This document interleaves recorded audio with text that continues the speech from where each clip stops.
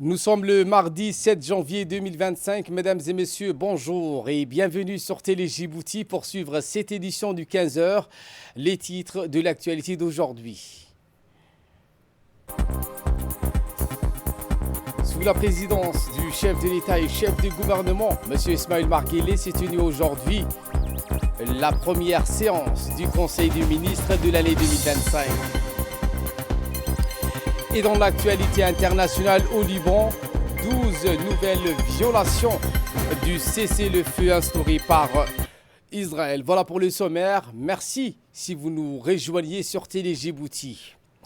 Et passons donc au développement de ce journal avec le premier conseil du ministre de l'année 2025 dirigé par le chef de l'État et chef du gouvernement Ismaël Marguelé. Plusieurs questions ont été à l'ordre du jour. Pour en savoir plus, écoutons le compte rendu du chef de la diplomatie djiboutienne et porte-parole du gouvernement, M. Mahmoud Ali Youssouf. Bismillah ar-Rahman ar-Rahim, sous la présidence du chef de l'État, son Excellence M. Ismaël Marguelé, s'est tenue la première séance du Conseil des ministres en ce mardi 7 janvier 2025. Étaient inscrites à l'ordre du jour 17 questions. La première question est relative à un projet d'arrêté portant approbation du budget prévisionnel 2025 de l'Office djiboutien de développement de l'énergie géothermique, plus connu sous l'acronyme d'ODEG. Le budget 2025 de l'ODEC s'équilibre en produits et en charges à 347 733 000 francs djibouti, composés comme suit. Dépenses de fonctionnement sont évaluées à 206 700 000 francs djibouti. Les dépenses d'investissement sont estimées à 141 millions de francs djibouti. Les actions majeures réalisées l'année écoulée par l'ODEC sont la transformation du statut de l'ODEC d'un EPA en EPIC, l'acquisition de nouveaux équipements de laboratoire. Les travaux nécessaires pour le programme de forage de Galalekoma et Hanle-Garabbaïs ont été finalisés. Les tests de production vont suivre ainsi que la mise en service des laboratoires scientifiques équipés avec des instruments à la pointe de la technologie pour les analyses des données géosciences, géologie, géochimie, géophysique, etc. Ce budget de l'ODEG est élaboré dans un contexte d'accélération du programme de développement à grande échelle des ressources géothermiques dont regorge notre pays, est répartie sur l'ensemble du territoire national. La deuxième question concerne un projet d'arrêté portant approbation du budget prévisionnel 2025 de l'Institut de la statistique de Djibouti. Ce budget 2025 de l'INSTAD est équilibré en produits et en charges à hauteur de 456 943 000 francs djibouti. Ce budget 2025 donc de l'INSTAD s'inscrit dans le cadre de la mise en œuvre de la stratégie nationale de développement de la statistique qui vise à mettre en place une infrastructure statistique avec un système statistique national stable, efficient, produisant et diffusant dans les délais requis des données statistiques fiables. Et dans ce domaine, donc, des activités sont réalisées et qui se déclinent comme suit. L'exécution du premier recensement général des entreprises de Djibouti qui a été engagé depuis 2024 et dont la phase principale de dénombrement général est prévue en 2025. La mise en place de différents outils de statistiques économiques, environnementales et conjoncturelles. L'organisation du système de statistique national, le renforcement des ressources humaines et du système de statistique national. La troisième question concerne un projet d'arrêté approuvant et rendant exécutoire le budget prévisionnel pour l'exercice 2025 du Centre d'études et de recherche scientifique de Djibouti, plus connu donc sous l'acronyme de CERD. Le budget 2025 du CERD est présenté en équilibre en produits et en charges à 1,5 milliard de francs djibouti. Le budget du CERD connaît une baisse de 18,4% par rapport au budget 2024. En termes de charges du personnel, il y aura une augmentation de 50 millions de francs djibouti due au recrutement de 12 nouveaux chercheurs et d'un technicien. La quatrième question est relative à un projet d'arrêté approuvant et rendant exécutoire le budget prévisionnel pour l'exercice 2025 de l'Institut supérieur des sciences de la santé. Le budget 2025 de l'Institut supérieur des sciences de la santé est présenté en équilibre en produits et en charges à 364 717 000 francs djibouti. Ce budget est en baisse par rapport à l'exercice précédent avec une baisse de 36 millions de francs djibouti. Le budget d'investissement s'élève à 48,3 millions de francs djibouti et concerne la réhabilitation et la modernisation de la bibliothèque, la réhabilitation et la mise en norme du laboratoire des travaux pratiques, la construction d'un puisard l'acquisition de réactifs, de travaux interactifs et la digitalisation de l'enseignement. 504 étudiants seront en formation à l'Institut en 2025 dans 17 filières différentes. L'ISSS prévoit l'ouverture en 2025 de 4 filières en formation continue, dont une filière infirmière, donc au niveau licence, et 3 filières cadres au niveau master. La 5e question concerne un projet d'arrêté portant approbation du budget prévisionnel de l'Office national de l'eau et de l'assainissement de Djibouti, donc l'ONEAD, pour l'exercice 2025. Le budget 2025 de l'ONEAD est arrêté en produit à la somme de 11 712 millions de francs Djibouti et dégage un résultat bénéficiaire de 47 600 000 francs Djibouti. Le résultat prévisionnel de l'exercice donc augmente de 28,2 millions de francs Djibouti par rapport donc à celui de 2024. Il passe donc de 19,3 millions de francs Djibouti en 2024 à 47,6 millions de francs en 2025. Les produits de l'exercice connaissent une progression et s'élèvent à 11,7 milliards de francs Djibouti en 2025, 59 milliards de francs Djibouti en 2024. En 2025, l'ONEAD va réaliser des investissements sur fonds propres de l'ordre de 708 millions de francs Djibouti destinés à l'acquisition d'équipements roulants, construction, canalisation et branchement, mobilier de bureau et informatique, ainsi que des équipements électriques et électromécaniques. La production potable est estimée en 2025 à 34,4 millions de mètres cubes, soit une augmentation de 5% par rapport aux réalisations estimées en 2024. La 6e question est relative à un projet d'arrêté portant approbation du budget prévisionnel 2025 de l'aéroport international de Djibouti. Le budget de l'aéroport en 2025 est présenté en produit à 3 374 millions de francs Djibouti et en charge à 3 266 millions de francs Djibouti avec un résultat net bénéficiaire de 107 992 000 francs Djibouti. La progression des recettes est due à l'accroissement du nombre de passagers au départ de Djibouti, mais aussi à l'arrivée de nouvelles compagnies aériennes. Les produits sont constitués de redevances aériennes, de recettes commerciales et des revenus des produits divers, notamment la redevance domaniale, la vente de cartes d'accès. Les charges prévisionnelles connaissent une hausse et passent de 2,9 milliards de francs Djibouti à 3,2 milliards en 2024. La 7e question est relative à un projet d'arrêté portant approbation du budget prévisionnel 2025 de l'Agence nationale de la météorologie de Djibouti. Le budget 2025 de l'Agence météo est présenté en équilibre en recettes et en dépenses à 226 624 000 francs Djibouti. Le budget connaît une baisse et passe de 228 millions de francs Djibouti en 2024 à 226,6 millions francs Djibouti en 2025. Les recettes prévisionnelles de l'agence météo sont constituées de la redevance aéroportuaire et de la subvention de l'État. Les postes de recettes demeurent stables par rapport au budget de l'année 2023. Le budget d'investissement de l'Agence nationale de la météo s'élève donc à 42 millions de francs Djibouti en 2025 contre 43,5 millions de francs Djibouti en 2024.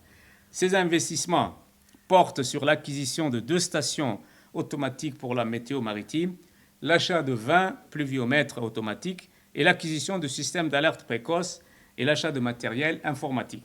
La 8e question concerne un projet d'arrêté portant adoption du budget prévisionnel pour l'exercice 2025 de la Caisse nationale de sécurité sociale. Le budget 2025 de la CNSS pour l'exercice 2025 est présenté en recette à 36 376 millions de francs Djibouti pour un total des charges à 32 566 millions de francs Djibouti avec un résultat excédentaire de 3 810 millions de francs Djibouti. Le résultat prévisionnel est en augmentation par rapport à celui de l'exercice précédent et passe de 3 669 millions de francs Djibouti en 2024 à 3 81 millions de francs Djibouti en 2025. Les recettes de cotisations sociales s'élèvent à 29 300 millions de francs Djibouti en 2025 contre 27 610 millions de francs Djibouti en 2024 et connaissent un accroissement de 2% par rapport à celle de 2024. Le budget d'investissement pour l'exercice 2025 s'élève à 928 800 000 francs Djibouti contre 835 700 000 francs Djibouti en 2024. Ce budget d'investissement de la CNSS est destiné à la modernisation des systèmes d'information, de digitalisation des services et l'équipement des services d'urgence. La 9e question concerne un projet d'arrêté portant approbation du budget prévisionnel 2025 de l'Agence de réhabilitation urbaine et du logement social, plus connu sous l'acronyme d'AROULOS. Le budget 2025 d'AROULOS est arrêté en recettes prévisionnelles donc à 3 810 milliards de francs Djibouti et en charge à 3 713 millions de francs Djibouti avec un résultat net prévisionnel de 56 millions de francs Djibouti. Durant l'année 2025, l'agence AROULOS compte finaliser les travaux de 520 appartements sociaux financés par le Fonds saoudien de développement et le projet de 500 appartements sociaux financés par la République populaire de Chine. Aussi, l'agence compte lancer les travaux de construction de 209 logements duplex à Balbala Sud et la deuxième phase du projet de construction de 520 appartements au PK13 pour répondre à la demande croissante de logements au profit de nos concitoyens. En matière de production de parcelles sociales, l'agence compte achever les travaux de viabilisation à Nassib, ainsi de libérer 1500 parcelles viabilisées aux acquéreurs. Une solution d'accompagnement à la construction avec l'appui de nouveaux mécanismes du fonds de garantie sera proposée, ainsi que donc la restructuration à Djaga-Bouldour du quartier Djaga-Bouldour. Par ailleurs, les ménages sinistrés par l'incendie seront soutenus, ainsi que les premières activités de microcrédit dédiées aux ménages à faible revenu afin d'améliorer leurs conditions de vie et d'habitat grâce au projet de financement du logement abordable. Le Conseil a ensuite examiné et approuvé d'autres questions. Réécoutons le compte rendu du porte-parole du gouvernement, Mahmoud Ali Youssouf. La 10e question est relative à un projet d'arrêté portant approbation du budget prévisionnel 2025 de la société immobilière.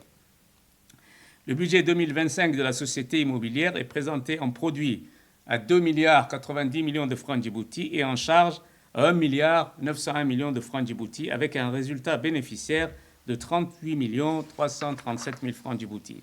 En 2025, la société immobilière va réaliser des investissements de plus de 150 millions de francs Djibouti contre 139 millions de francs en 2024.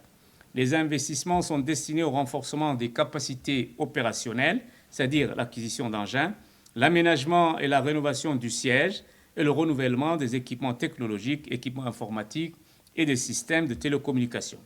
La 11e question concerne un projet d'arrêté portant approbation du budget prévisionnel de la RTD pour l'exercice 2025. Le budget 2025 de la RTD est présenté en équilibre en recettes et en dépenses, 1 684 millions de francs Djibouti, avec un résultat excédentaire de 7 985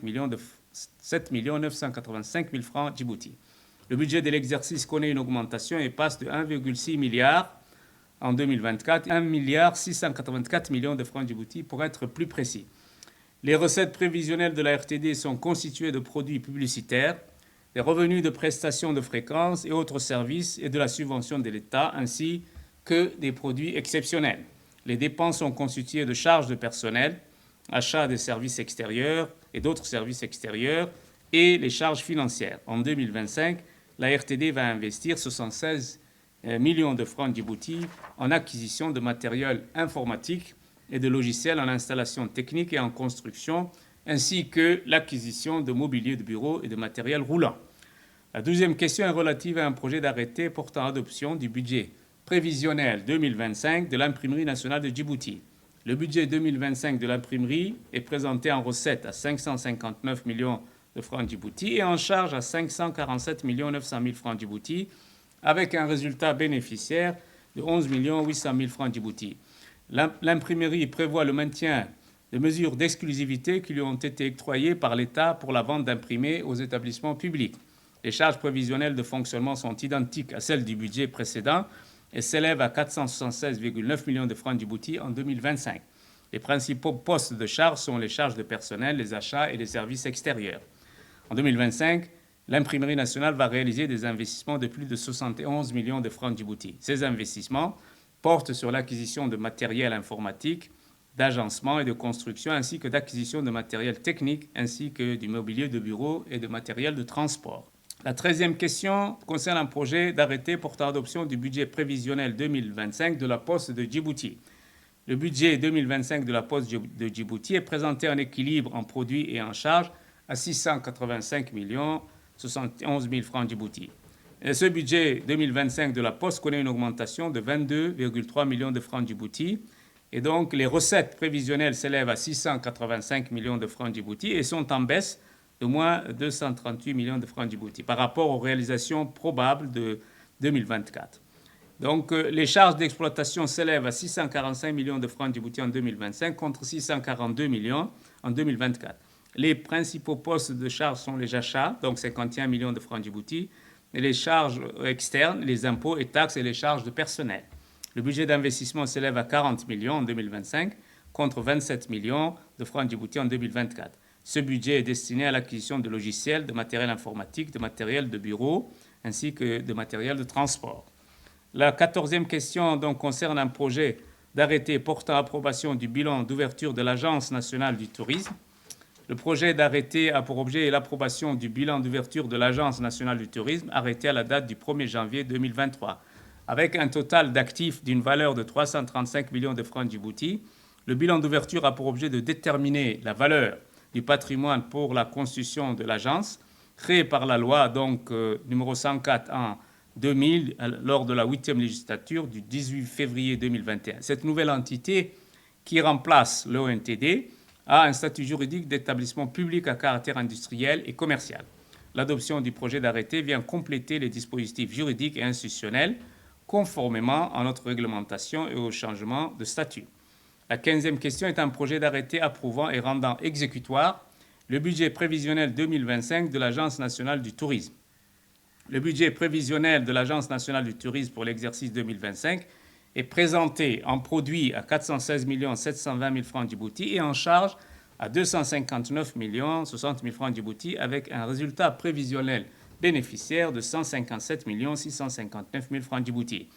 Les produits prévisionnels connaissent une augmentation par rapport à ceux de l'exercice précédent. Et donc, les produits sont constitués de ressources propres estimées à 220 millions de francs djibouti, dont 170 millions de francs djibouti de redevances hôtelières, 28 millions de redevances cabanon, et la subvention d'exploitation de l'État est de 179 millions de francs djibouti et intègre le reversement d'une quote-part des taxes sur les billets d'avion estimée à 150 millions de francs djibouti en 2025. L'Agence nationale prévoit des investissements de près de 133 millions de francs djibouti destinés à l'extension du bâtiment de l'agence, l'acquisition de contrôle, la réalisation des travaux du complexe du DAI, ainsi que l'acquisition de logiciels, de matériel informatique et de caméras pour la production vidéo. La 16e question est un projet d'arrêté portant approbation et rendant exécutoire le budget prévisionnel de l'exercice 2025 de l'Agence nationale pour la promotion des investissements, plus connu sous l'acronyme d'ANPI. Le budget 2025 de l'ANPI est présenté en produit à 214 153 000 francs djibouti et en charge à 207 153 000 francs djibouti. Ce budget est en augmentation de plus de 8,5 millions de francs djibouti par rapport à l'exercice précédent. Les produits prévisionnels connaissent une large augmentation, une légère augmentation de 4% par rapport à ceux du budget précédent. Ils sont principalement constitués de prestations de services, des frais de guichet uniques et de la subvention de l'État. Les charges de l'exercice se chiffrent donc à 207 millions en 2025 contre 198 millions en 2024. Les charges connaissent une augmentation de plus de 8,5 millions. Les principaux postes de charges sont les achats, les services extérieurs, les autres services extérieurs et les charges de personnel. L'ANPI compte investir 7 millions de francs destinés à l'acquisition de logiciels et de matériel informatique, à l'acquisition de matériel et de mobilier de bureau ainsi que de matériel de transport. La 17e question est un projet de décret portant établissement d'une pension minimum pour les retraités ayant droit de la caisse militaire de retraite. Le projet de décret a pour objet donc l'établissement d'une pension minimum pour les retraités ayant droit donc de la caisse militaire de retraite. Un montant minimal de 42 500 francs est désormais établi pour les bénéficiaires de la caisse militaire de retraite. Les ascendants, les orphelins, les veuves des militaires décédés touchent actuellement une pension trimestrielle extrêmement basse. Le président de la République a décidé de rehausser donc cette pension de reversement à hauteur de 42 500 francs djibouti, alors que certaines familles, comme on le sait, touchaient à peu près 10 000 francs, et cela, je crois, est inacceptable au regard des besoins de ces familles compte tenu de la cherté des vies. Donc, pour un grand nombre d'entre eux, le montant de cette pension est certainement insuffisant pour survenir à leurs besoins financiers. Dans ce contexte, donc, il s'est avéré nécessaire d'introduire cette pension minimum donc, à la caisse militaire de retraite aux ayants droit. Cette mesure donc, vise à garantir une meilleure protection sociale appropriée à ceux qui ont consacré leur vie donc, au service de notre pays avec honneur et dévouement. Elle contribue également à renforcer le soutien social et économique en faveur des anciens militaires. Voilà donc pour ce chapitre du premier Conseil des ministres de l'année 2025. Également dans l'actualité de ce 15h, le Palais du Peuple a accueilli un atelier consacré à la présentation de la loi des finances initiale 2025 présidée par le secrétaire général du ministère du Budget. Un événement qui a réuni des représentants des différents ministères venus découvrir et échanger sur les grandes orientations budgétaires de l'État pour l'année à venir. Cette présentation dirigée par des experts du ministère du Budget a détaillé les priorités stratégiques de la loi de finances initiale 2025, notamment les enveloppes budgétaires allouées à chaque secteur et les mécanismes de contrôle.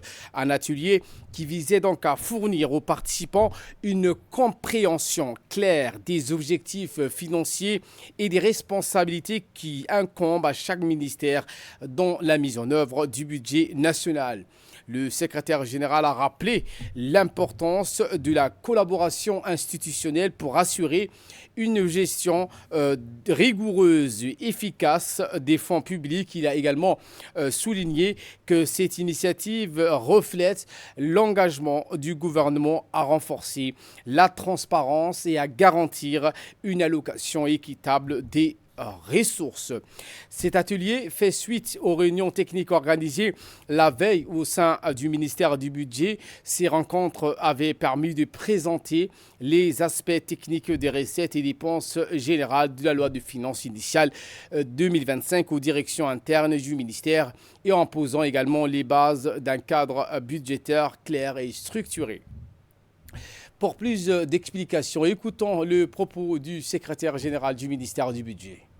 Nous sommes réunis aujourd'hui, comme à l'accoutumée, en début d'année, en début de chaque année, pour présenter la loi de finances. Cette année, la loi de finances 2025.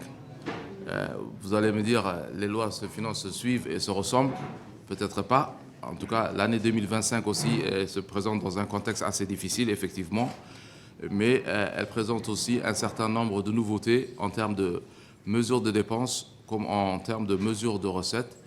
Et effectivement, pour tenir compte du contexte macroéconomique dans lequel nous vivons, les difficultés que nous subissons, les difficultés que le pays traverse, pour tenir compte en fonction de ces contraintes et également des potentialités qui existent pour pouvoir relever les défis qui nous attendent.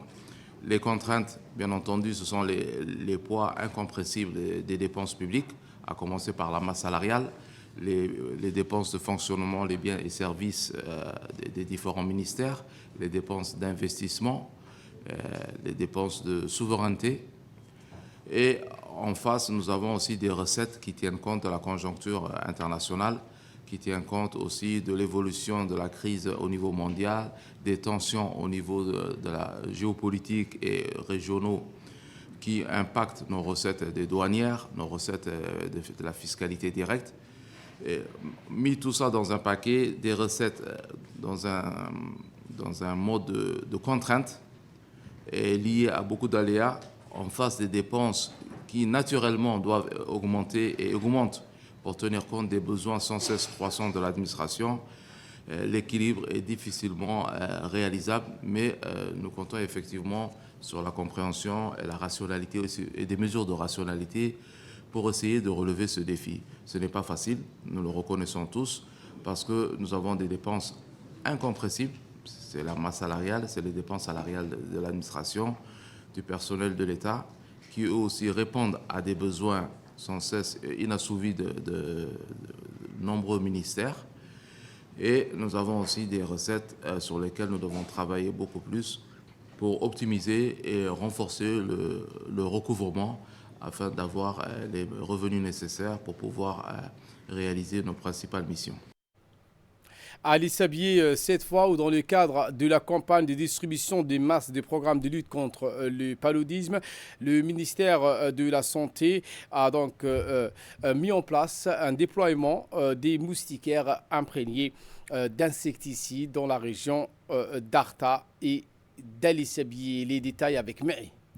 Dans le cadre de la campagne de distribution de masse du programme de lutte contre le paludisme du ministère de la Santé, des mousquetaires imprégnés à longue durée d'action ont été déployés dans la région d'Arta et d'Ali Sabié. C'est dans cette optique que le secrétaire général du ministère de la Santé, M. Mohamed Ali Mohamed, a remis officiellement au préfet de la région d'Arta, Hassan Dabalé, et la préfète adjointe de la région à d'Ali Sabié, Mme Saïda Ouabari Assoué, les quantités de mousquetaires destinées à ces deux régions respectives. À terme, l'objectif du département de la santé est d'atteindre une couverture universelle d'utilisation de Milda en dotant la population d'un moyen de protection efficace contre le piqûre des moustiques qui sont un vecteur du paludisme et de fièvre d'origine virale telle que le chikungunya. Le secrétaire général du ministère de la Santé a déclaré que l'utilisation de Milda constitue un des moyens de lutte antivectorielle de plus efficaces qui sont préconisés par le ministère de la Santé dans le cadre de la riposte multisectorielle contre le paludisme et le fièvre d'origine virale.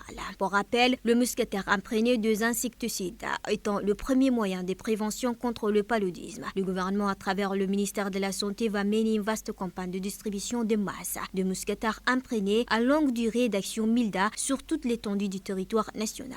Les responsables de la région d'Arta et celle d'Ali Sabié se sont engagés pour l'implication de toutes les autorités politico-administratives et des membres de la société civile dans la distribution de masse ainsi que la mobilisation de la population. En bref et en image, où l'ambassadeur extraordinaire et plénipotentiaire de la République de Djibouti en Arabie Saoudite et ambassadeur non résident de Djibouti auprès du sultanat de Oman, son Excellence Diadine Saïd Bamakhrama a signé aujourd'hui à Masqat avec l'ingénieur Naïf Ben Ali Hamad Al-Abri, président de l'autorité de l'aviation civile omanais, un accord de transport aérien entre Djibouti et le sultanat de Oman pour renforcer la coopération bilatérale dans le domaine du transport aérien et faciliter également la circulation dans le domaine du transport aérien des passagers et des marchandises entre ces deux pays frères. En nouvelle du monde, cette fois, avec le 25e anniversaire de la reconstruction de l'État somalien à Djibouti.